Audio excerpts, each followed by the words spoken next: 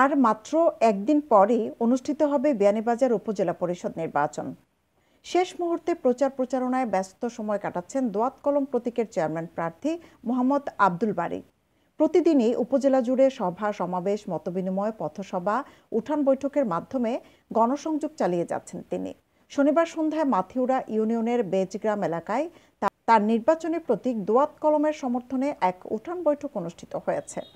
বিয়ানীবাজারে টিএনটি রোডে ইবনে আল মতিন টাওয়ারে রেডি ফ্ল্যাট ভাড়া দেওয়া হচ্ছে। শীতাতপ নিয়ন্ত্রিত কক্ষ, attach bathroom, kitchen, dining, lift, CCTV, বিশাল পার্কিং ও ছাদ সহ থাকছে শিশুদের জন্য বিনোদনের ব্যবস্থা।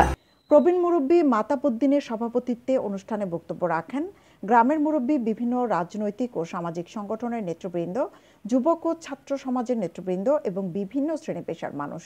এবারের প্রার্থী তালিকায় থাকা প্রতিদ্বন্দ্বী প্রার্থীদের মধ্যে মোহাম্মদ আব্দুল বারীকেই যোগ্য উল্লেখ করে বক্তারা একজন ত্যাগী ছাত্রনেতা হিসেবে আব্দুল বারী সর্বজন সমাদৃত। তাছাড়া পার্শ্ববর্তী গ্রামের মানুষ হিসেবে তার চারিত্রিক মাধুর্যতা, সততা ও ব্যক্তিত্বশীলতা সবসময় মুগ্ধতা ছড়ায়। এমন ব্যক্তির হাতে উপজেলা পরিষদের দায়িত্ব অর্পিত হলে বিয়ানীবাজারবাসী উপকৃত হবে। উঠান বৈঠকে বক্তব্য রাখেন দোয়াত কলম প্রতীকের চেয়ারম্যান প্রার্থী মোহাম্মদ আব্দুল বারী। এ সময় তিনি জনকল্যাণ ও উন্নয়নের স্বার্থে দোয়াত কলম প্রতীকের পক্ষে ভোট প্রার্থনা করে তিনি বলেন,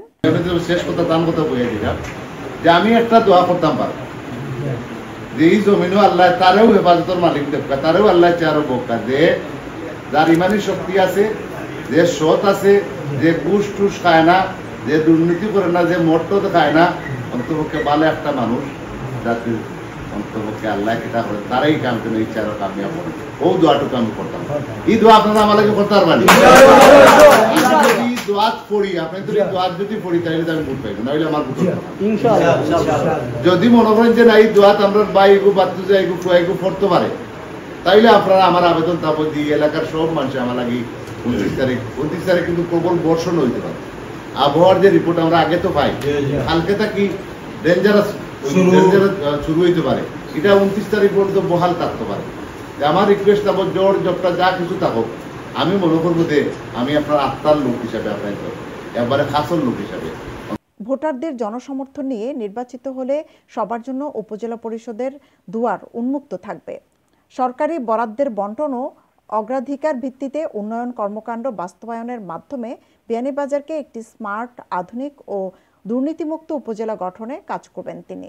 এদিকে সোমবার বিকাল থেকে রাত পর্যন্ত উপজেলার কোনাগ্রাম, সারপার বাজার, মাথিউরা, সুতারকান্দি, রায়বাসী, আকা খাজনা ও কসবা এলাকায় উঠান বৈঠক ও গণসংযোগ করেছেন দোয়াত কলম প্রতীকের প্রার্থী মোহাম্মদ আব্দুল বারী।